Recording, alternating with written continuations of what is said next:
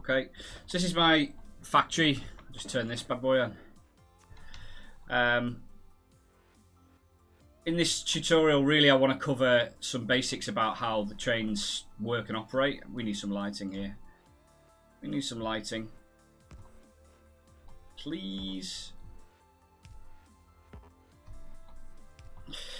So, really, what I'm looking to do for people is to give a bit of an overview. When I first started playing Factorio, the thing about trains, it was really daunting. I really didn't want to do trains for probably the first couple of 100 hours I played on Factorio.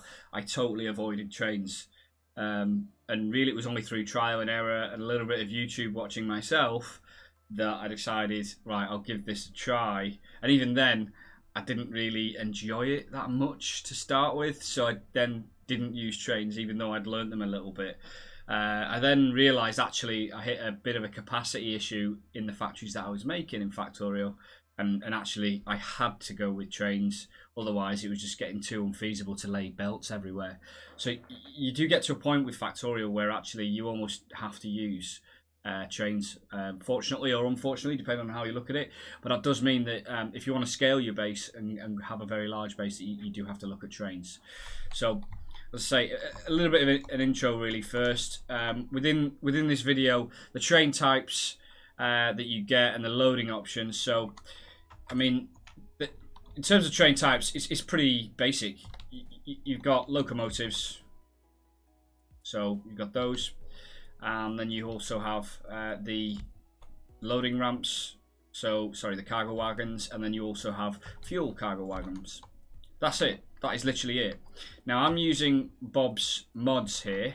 Can I look at the mods? Mod settings. Startup. Yes, the mods I'm using here. Vanilla is absolutely fine, by the way. I played that for many hours, but I wanted to extend the game out and add some more complexity, so I had Bob's mods in this instance, but there were loads of other really good mods out there as well. Adjustable inserters, so that allows you to adjust the inserters. Assembly machines and mods are different assembly machines you can get. Loads of different enemies options, which is pretty cool. Logistics, enhancements, materials, chemicals, and intermediaries. That one's really complicated. Bob's mining, alternative textures, Bob's mods. Some ores mods, which I'll show you in a sec, and then some power mods, some revamp mods, technology mods, vehicle equipment mod, and warfare mod. And just to give you a flavour, not for this video really, but to give you a flavour of the types of things, there's a lot more, for instance, liquids, a lot more chemicals and liquids. On the weapon side of things, a hell of a lot more upgrades. So for instance, gun turret 2, and so on and so forth. So that's what I'm using. The reason why I'm showing that is because in Bob's mods and some other mods, you can actually upgrade the locomotives and the trains. So if you find that you're having frustrations with the capacity of the wagons, for example, you might want to consider installing some of the mods that allow you to increase the capacity of the wagons as time goes by. In this particular mod that I've got, it allows me to have Mark 3 and 4 and 5 wagons, which just increases the capacity. So by standard, in vanilla, you've got a 4 by, I think, 10 grid of storage capacity. The Mark 2s here have a 6 by, and then the 8s are Mark 3s, and so on and so forth. So that's it. I mean, they are literally the only 3 train types that you get. You can also get weapon train types as well. We'll probably won't go into them at this point, but you can get the ability to launch artillery from your train, that sort of thing. So next thing, rail layouts and traffic. So thing to be mindful with Factorio is you've got to do quite a lot of planning. You've got to basically assume that you're not going to have enough space for your trains, and always plan for a higher throughput. So where you might think that 1 train, 5 trains, 10 trains will be enough, if you play a game long enough, that's probably not going to be enough. So it's worth thinking about whether you're dipping into a game and that it's a short-term game type that you're going to play. Maybe if you don't intend on playing that game for a few 100 hours or whatever, maybe 50 hours, 10 hours, then actually you don't need to have a high train throughput. If you're going for a more longer-term structured base, as I sometimes tend to do, then actually do need to make more considerations at that point. So for example, here I've got instances of trains that come out for a single junction, but this is purely and only to pick up some iron ore. Okay, but the main lines that come out in my base are 4 lines. So 4 going left and 4 going right. And mine's a left-hand drive system, and it's a one-way system, not a two-way system, which I'll go into detail a little bit later on in the video. So you got to sometimes think about the type of game you're going to play before you start actually doing the trains. Base layout's quite important. So with my particular base here that I'm playing, and again, you know, it does depend on your own personal preference, but I've got a bus line here and decided to run a section of. So these are my physical products. My bus line here with all the physical products, and this is my liquid bus line with all the liquid products. Now this is quite highly applicable to the mods I'm playing, so you may not need to have it as chunky as that or as complicated as that, but the point I'm making here is that because I knew that I was going to have factories above a physical and then below a liquid line, I left enough space either side here to have physical factories and liquid factories, and then also to run a rail line through it. And what that allows me to do is to actually load up things from the bus line, essentially, the middle of the bus line, and then drop it off at the start of my bus lines, whether that be physical or liquids. Now, I was only able to do that because I thought about the planning of my base up front, and it's always worth doing that before you actually get into making trains, and even making your base, if I'm totally honest, particularly when you're going into middle and late game play, because obviously when you first start off, the play is very ad hoc, and you just kind of do what you want to get by. So that's worth bearing in mind. Station layouts. Station layouts are pretty straightforward in Factorio. I tend to use, I'll go into liquids later, I tend to use a grabber system where you grab from the wagon itself into a chest, and then the chest is the buffer for that product, and then you grab from the chest onto a line here and a line here, and then that then sorts into a splitter, which then balances out and then goes off into the bus line. But you don't have to do it that way. You can do it any which way you want to. But the point is you need to think about this up front or as early as possible, because then when you're extending station, adding more stations and so on, space utilization, this becomes quite important, because then you'll need to make sure you leave enough room for that. What you don't want to end up with is realising after you've built a load of stations that actually you can't even unload or balance out the product. So it's just something that's worth bearing in mind, really.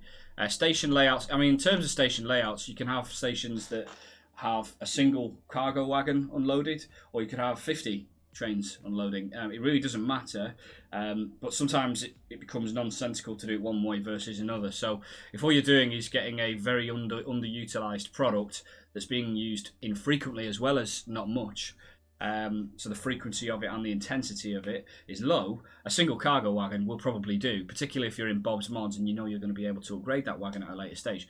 However, if you're mining and it's really a heavy use product, like for instance plates or whatever, here he is, it did on the stream, how you doing?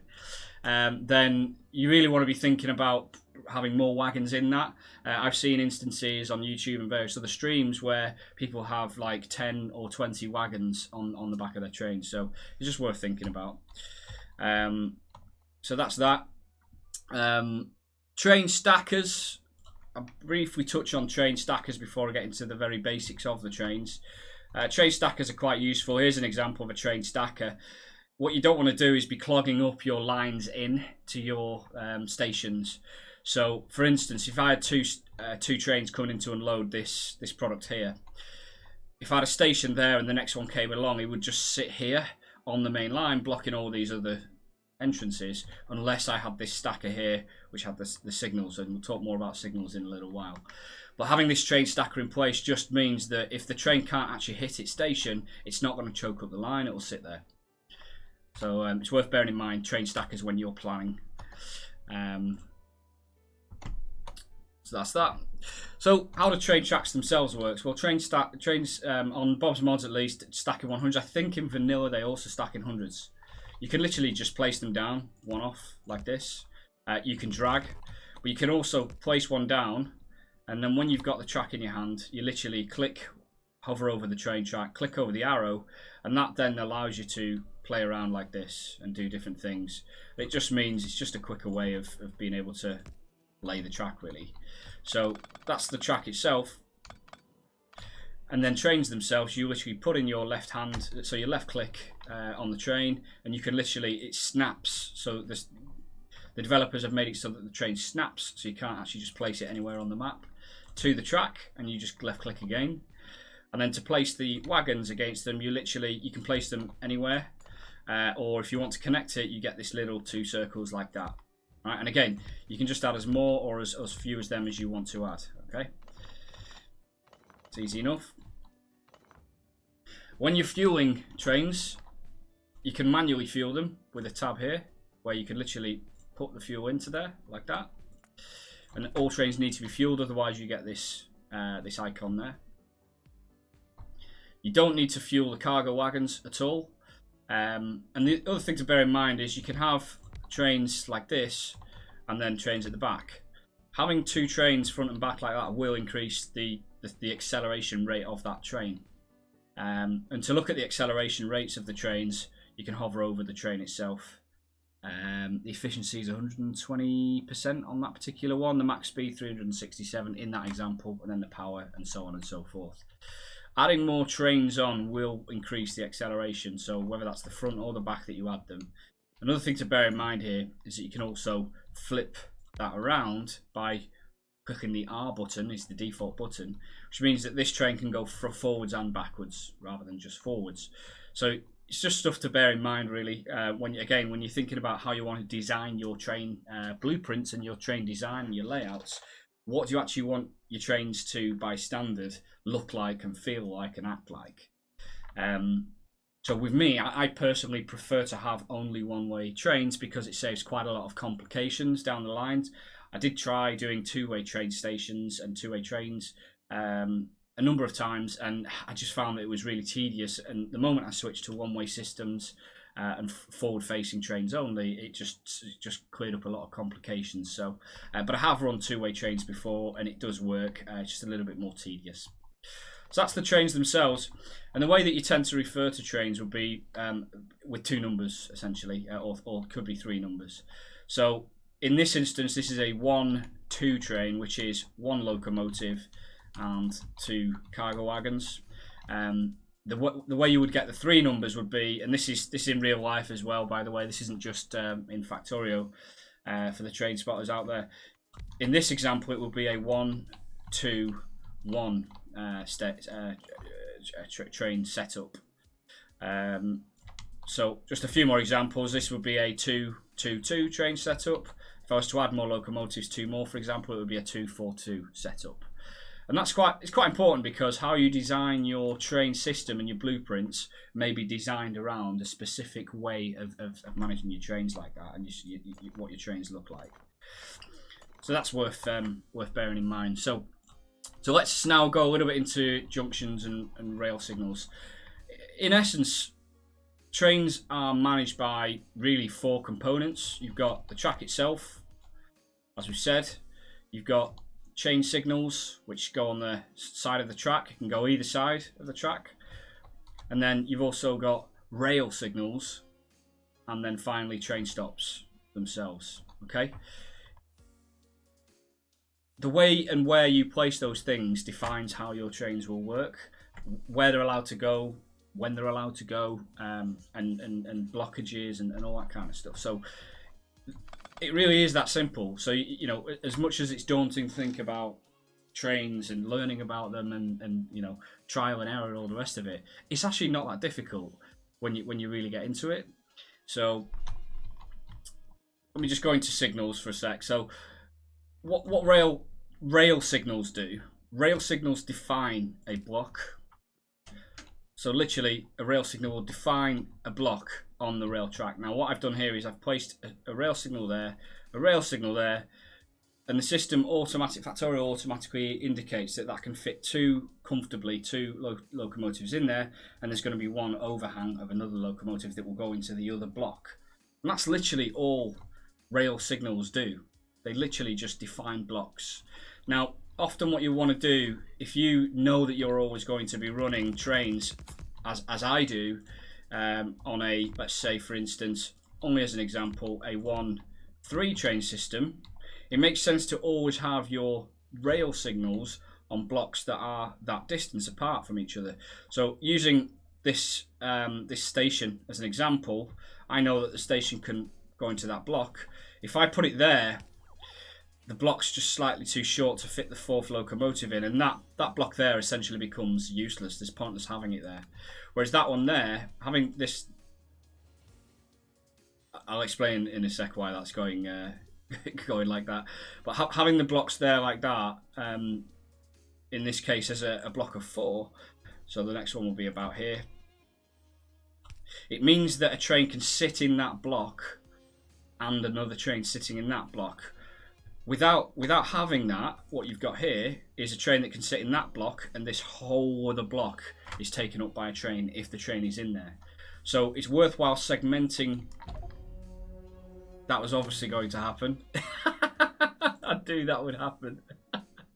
You need to be careful that you don't run into your own trains. Oh my god. So we'll get this guy going again. So you need to be careful with the rail signals to make sure that you're defining the blocks throughout and that it makes sense, because if you don't do that, what can happen is you may find that the trains will literally avoid a whole section of track, massive section of track, even though it's just waiting for a train to exit the side of it, and really it could be coming in behind the block, if that makes sense to you. So that's what they do. So they define the blocks, and then these chain signals, you literally just place the rail signals to the right like that, and then moving them will just define the block in a slightly different place. And it will also define the way in which, literally the direction in which the train can go. So if I put it on this side here, this rail signal, trains can only come in this way. If I put a train signal on the right hand side here, now you see that's now preventing me from putting trains there until I put, yeah, it's a one-way system. Until I put a chain signal on the other side of it, now means it's a two-way system that. So I can now have rail signals on the other side as well. Same goes the other way around. So if I put a chain signal there, sorry, a rail signal there, that means that it can, these two blocks have been defined, and it's a right-hand side. It's a one-way system basically I've created there. I'll put this into context on my own trains as an example. Here, these systems, these rail signals, allow two sets of trains, one on each side, to only go northwards in this example, clockwise. But on this side, it allows them to only go downwards because I've defined the block to be that way by placing these signals. And it's worth bearing that in mind when you actually create your blueprints. So open your blueprint book up, and that's exactly how I've placed mine. And in this example, the blueprint's been created with one train size in mind, so it's a very convenient set of blocks, almost like a set of trains that you would get. By the way, as a quick thing, when you're in blueprint books, you can click on them, hold click, and scroll on your mouse wheel, and that will select the different things in your blueprint book. So that's pretty useful. So that's that. So in terms of basic junctions, now what we've got here, let's just use this one as an example. Now if I define a block to say anything after here is a new block, and anything after here is a new block, they're two different ways of going somewhere for the train. So they're two different sections of train blocks. If I now put a rail chain signal here, that rail chain signal will look at these two blocks and determine its colour. So it's either going to be red, yellow, blue, or green. Green means both of them are free. I'm not actually sure what yellow means. I think it means it's due to be populated. The block's due to be populated. Blue means one of the sections is blocked, but the other one, or a number of others, are free. So there are essentially options for the train. And red means that there are no options. And I'll put that into context here. So if I put a locomotive on this track here, that's now blue. So it was green first because both sections were free. Like that. It's gone blue because this section's still free. This block's still free. A train can come here, stay there, and go, okay, I want to path find through this section, and it can do that, but it just wouldn't be able to go here. The problem is, if the destination of the train was here, without the train stacker that I discussed earlier, the train's going to sit there blocking it up, which means no trains can go through there. So what you might want to do in that instance is, this is an example of where it could be used as a train signal, put them here, here, and here.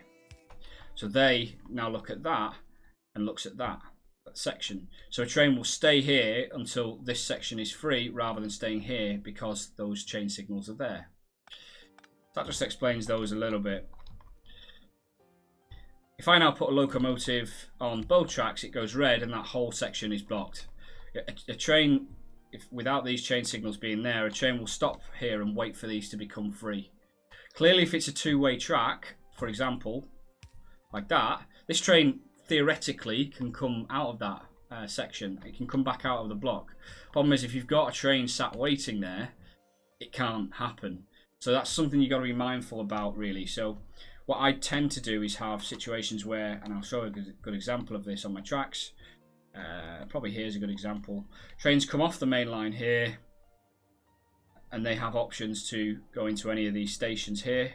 But rather than getting that train to come back onto this section here, they go north again. So it's a loop, it's a one-way system loop, and this then goes back onto my main train line through a single rail section. Now you may say, okay, well that's only one train section, that's not going to have very much throughput. The thing is, the train's only ever going to be on there for a matter of a second or two, and I've also made that section long enough, and also this main bus line wide enough for trains to have a high throughput there. So that's some information about rail chain signals. Rail chain signals, if you can sort of crack rail chain and the rail signals themselves, you've basically got trains, really. That's the complicated part. Now, the only other sort of main complication about trains would be the actual stations themselves. Now, stations themselves, interestingly, I think when Factorio was in sort of pre-planning phase, and they were raising funds on the different fundraising platforms, I think you could opt in by donating to them to have your username as one of the train stations. So that's now, when you click on a train station, the name on the train station is the donators of the early Factorio, which is pretty cool. So train stations can be color coded. You can connect them to the circuit network. You can also connect them to the logistics network, and I can go into a bit about that in different videos, and also a little bit in this video. And you can just adjust the station color like this, RGB, which is pretty cool. Now, stations work in the same way as chain signals and rail signals in respect of the one-way system aspect of it. So me placing this station down on that side means that this track becomes only a one-way track that can come in from the right to the left. Vice versa, an example of this going the other way. And it's all nicely intuitive, and it indicates that. And also, it's really useful to see here that the locomotive block shows you where you would be loading and unloading as well. That's why when you're able to set up stations, use these as examples, you know that the width of the locomotive is going to be in line with your grabbers when it's at the station. But you can test that by sending the station to, the locomotive to the station. I'll show you how to do that in a little while. By standard, all the locomotives are 6 chests wide and 6 grabbers wide, so 6 sprites essentially wide. So once you've lined it up, it's pretty straightforward. There's also 1 sprite between them as well, so it's worth bearing in mind. 6 1 6 1 6 1 in this example. That's a 3 cargo wagon train set. Okay.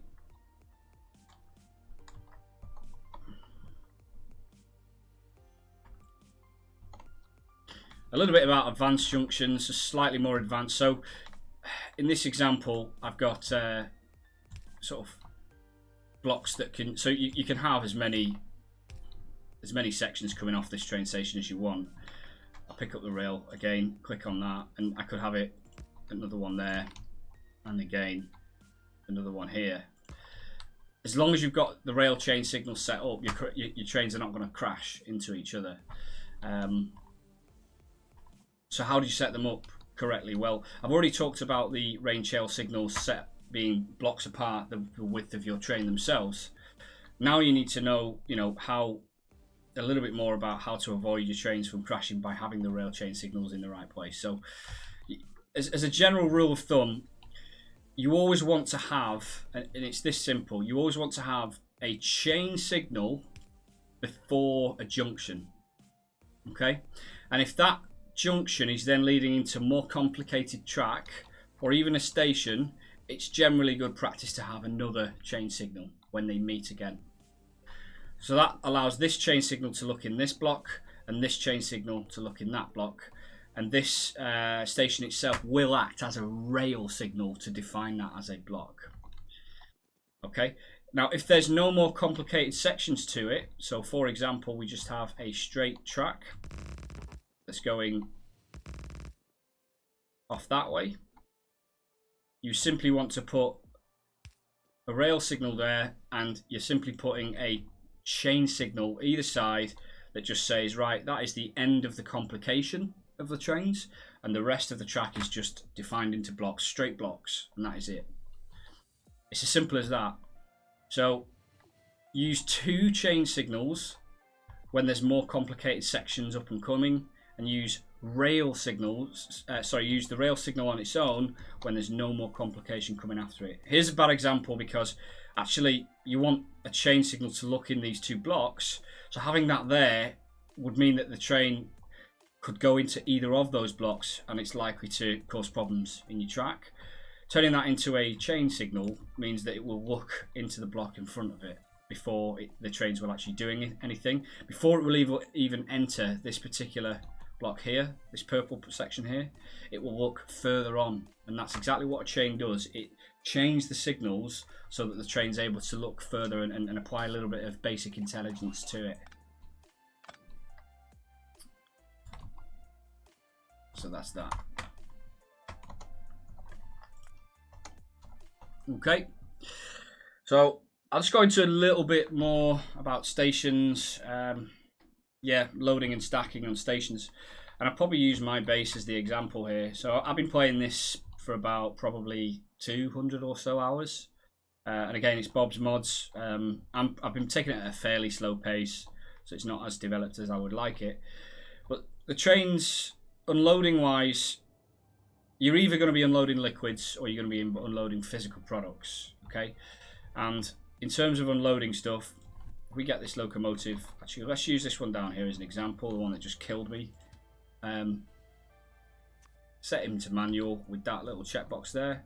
I want to set him here to the, you can rename these, by the way, so I'm going to rename this to example station 1. I'm going to make him blue. I can now, this is so I can now click that train, get rid of the logic from the train, and literally if I hold shift and click on the station, left click on the station, he will go to that station when I set him to automatic mode. That's what's happened there. There's no other logic that I've applied to that station, so now that he's fulfilled that logic, he will now stay there. You can add other logic to it as well, which I'll go into detail in a little section in a little while. What you've got now is the train is at that station, so the placement of the locomotives here is fixed really. What you don't want to do is drive it up there, because you can, by pressing enter on it and setting the train to manual, I can now control this with the directional pad, WASD. What you don't want to do is drive it to the station and sort of hope for the best, because you might not quite get the section right when you're laying your grabbers and your chests, or your, what's the other thing here? Yeah, we use pumps to unload liquids. So once again, left click and shift on that, set it to automatic. The train will now go to that station. There's no other logic here, so he's not going to do anything else at that station. I'm now going to set him to manual.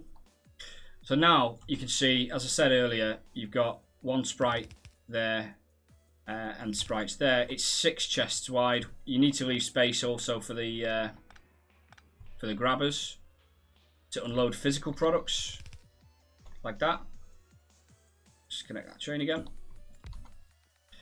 So those grabbers now, if there's anything in this locomotive, they will unload it if they're powered. Now they are powered from this substation here, so if I place some product in there, like lamps, that will happen. And it happened really quick because all of them started at once, and the grabbers have a stack. I think they grab at 10 per stack. So, and it's as simple as that. If a train turns up at a station and it's got product in it, and the grabbers are lined up correctly, and you've got buffer chests in there or space on the line that you're placing it onto, it will unload. And the same goes for loading as well. So if I now reverse these using R, can it rotate it? Don't know why that can't be rotated. I think I was doing it on the locomotive rather than the grabber. I can now load the cargo wagon by placing some lamps in there. The problem here is these guys are unloading it back into there again because I didn't flip them round. So you want to make sure they're all the right way before you start trying to manage that side of it. So that's how you manage loading and unloading cargo wagons from a physical point of view. And again, you can configure that however which way you want to.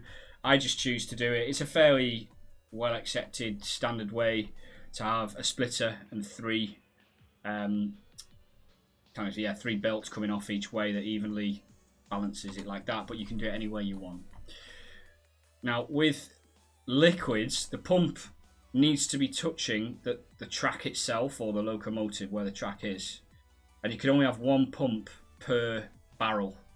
Every locomotive in Factorio will have just the 3 barrels on the liquid locomotives, and you literally click it like that and it will connect. It's as simple as that. And another one, and another one. So I've now got 3 pumps connected to that one locomotive, liquid locomotive. This locomotive in particular this fluid wagon has storage capacity of 37k. I think the standard on vanilla is 20k, I believe. Now because I've got this pump facing into the liquid locomotive, it's going to pump liquid into it. So if I connect using pipes to whatever liquid, this pump here will pull the liquid and draw the liquid from that storage tank into here. But the reverse is true as well. So if I now have a pump that's facing here, now if you click Alt on your keypad, it shows those arrows. I think there's also settings as well. Interface, I think it is. Show pump arrows in Alt mode. Yeah. So when you press Alt, that shows all the directionals, and you want to make sure that you're clicking this arrow as well. So when you've got the pump, if you click it that way, it will still connect because it's lined up perfectly with the track and also with the tank itself. But it's going to pump it this way and draw from here. Now because this liquid is empty, it's not actually going to draw anything. Let's see if we can see an example of a train unloading something. Click this train here. I'm going to follow it using open location map. That just follows the train. Now this actually may be full. The station, we can see on my liquids, this is hydrogen peroxide, Bob's Mods. Hydrogen peroxide is pretty much full, so that liquid won't be going down. So the fluid contents, these must be Mark 1 trains. And this in this example has 25k storage in it for each one. So the total train storage, if you hover above the locomotive, is 75k. That's not going to unload at the moment, only because the fluid is full in that tank. But as you can see, the pumps themselves are pushing outwards. So that's that. So loading and unloading is actually pretty straightforward. And again, if you've got more trains here, you just have more of those stations. Now then, let's go into the train logic itself. Train logic, okay. So when you go on the trains, you can click them and set different conditions for that train. Now, you could have 50 stations that train visits, or you could have one simple station, or 2 if it's loading and unloading. It could be a refueling train. There are trains that go out and attack if you have trains that way. And there's all sorts of playful things. I used to have trains that would outposts that I've got I would have them logistics network push any trash items that were accumulated in those outposts, actively push them to the train. And when a train arrived, it would load those chests up, so it would then take the trash back to the main base and do it into the main storage. So there's all sorts of ways you can use the train's logic itself. You just have to define it. So most of the time, you're going to be wanting to set a station by either selecting it from the list by clicking that, or again on these labels, you can toggle the label names. I can then shift and left click once more on there, and it will add it to the logic. The difference here, if I press Control and left click, it will add. Let me just make sure I'm not on the line here and get killed again. What it adds is a temporary stop to the station. So that's using Control and left click. That's pretty useful if you just want to dive in a train and get it to take you somewhere.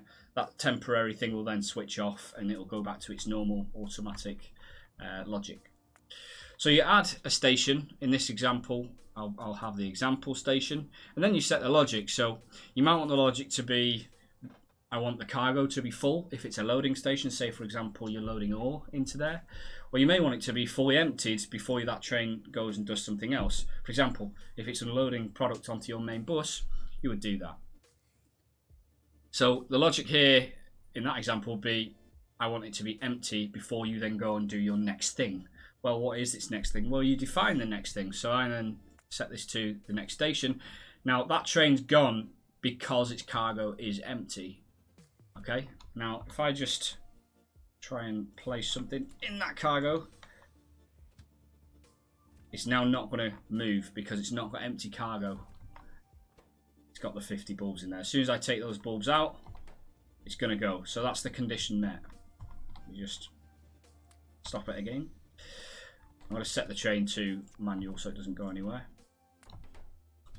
Right, so that's how you add multiple trains on there, and you can add multiple logic on there as well. But the things to bear in mind on this is you've got to be careful that your trains aren't just continually arriving at a station and then just leaving again because it's already met its condition constantly. So it's normally a good idea to have something along the lines of a time passed thing as well. This is particularly useful if you're trying to refuel at different stations as well, which I'll go into in a second.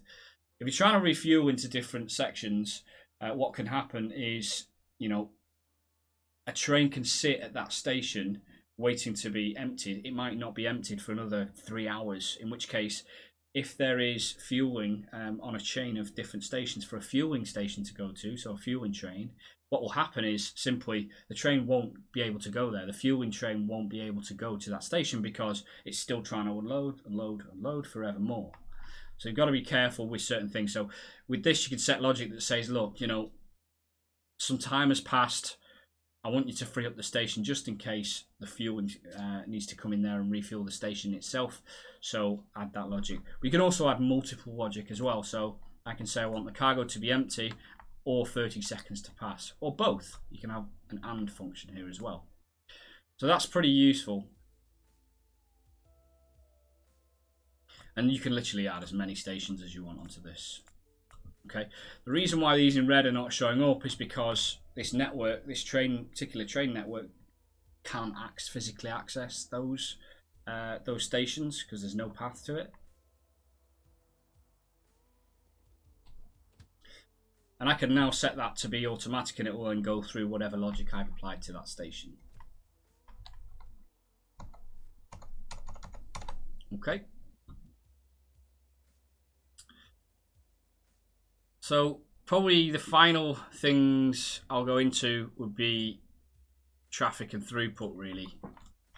The traffic and throughput, you just need to, when you're planning your base, you need to bear in mind the different, I'm going to turn off these train stop names because they get quite annoying.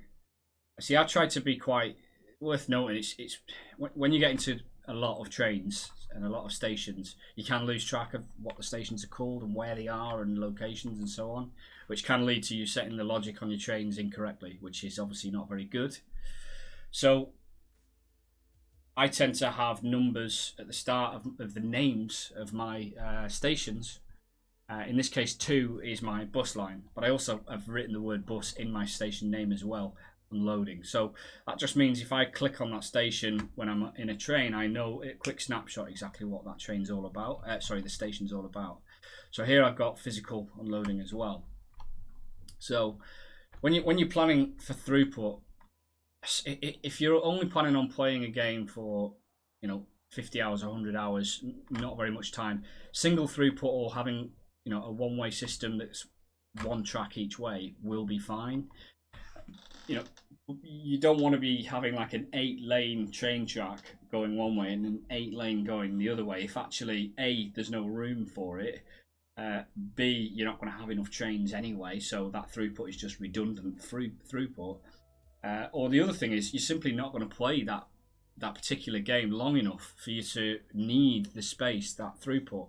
However, if you know you're going into a game and going to be playing it long enough for that to matter, then you could do an 8 one way and 8 the other way station. In this particular example, because I'm playing Bob's Mods, you can upgrade the speed of the trains.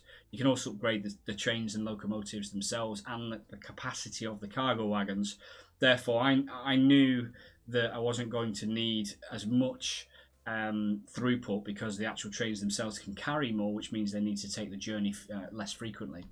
So I've only gone with as I've shown here, the two one way, 2 the other way, and that then comes off onto single one-way tracks. So here's a good example of a sort of sub-station that I've gone to where it's a loading or unloading on the thingy, on the main bus line.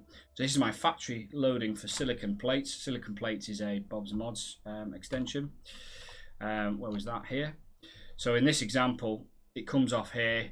The trains can then choose to go to one of these tracks here and then back onto a main throughput line. So anywhere where you know you're going to have high capacity and high throughput, you really want to be, having probably more than one rail track, or at least a one-way rail track, so that they're not clogging up in front of each other. So that's worth bearing that in mind. A couple of other sort of bonus bits of content, really small things, not major things, but you can shift and right click on the station and then click on the train itself, left click on the train itself by holding shift. So once again, I'll just change this to red. Hold shift, right click on the item you're taking the colour from, and left click on the item you want to paste the colour to. And again here. That's just a quick way of colour coordinating. I tend to it's a bit geeky really, but colour coordinate my trains. So here, lubricant, I've made the train green, I've made the station green, and obviously the lubricant itself is green, and so on and so forth. So it just means it's a little bit more coordinated. Trying to find some odd colours for you. There you go. Yeah, trying to get the RGBs right for this is not easy, but when you do, it's quite nice. It's pretty good because it just means that at a glance I can probably guess what certain trains are. Particularly on Bob's Mods where you've got a lot of different products, it can become quite complicated. It's not always obvious what the contents of a train actually are. So that's one little small tidbit. Other things to bear in mind, you can use circuits. It's a little bit more complicated, but you can use circuits to control stations. So you can set input and output conditions. This is actually the wrong way around. Well, it can be both ways actually. So I set the station here. So if I just remove that, you can have in this example, a decider combinator, which will decide some logic. And we need more. If you don't know about circuits, then this probably go a little bit over your head. But you can connect the output of that decider combinator to the station, and then by clicking on the station you can choose what you actually want the mode of operation to be.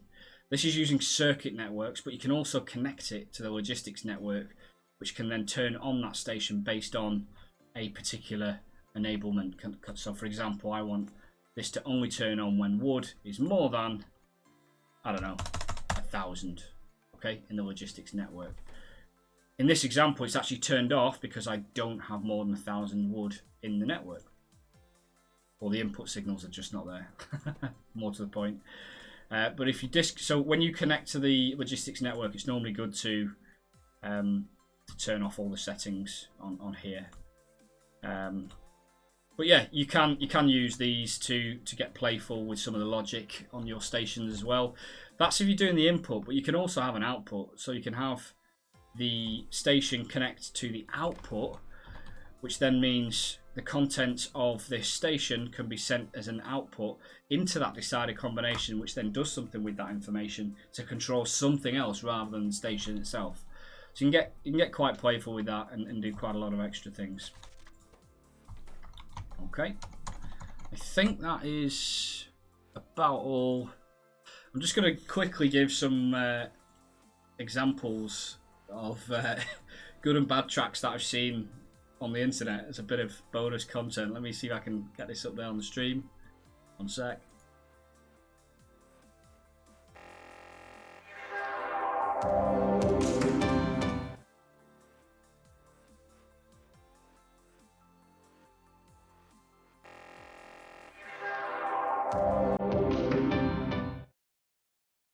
Okay.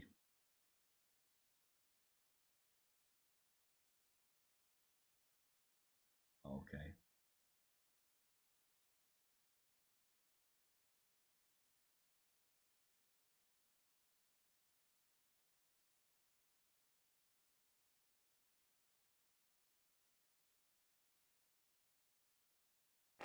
Okay.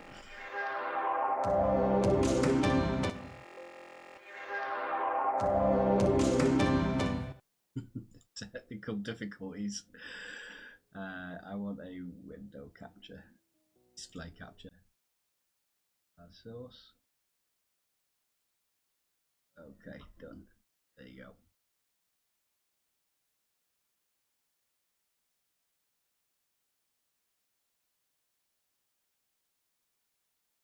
There you go.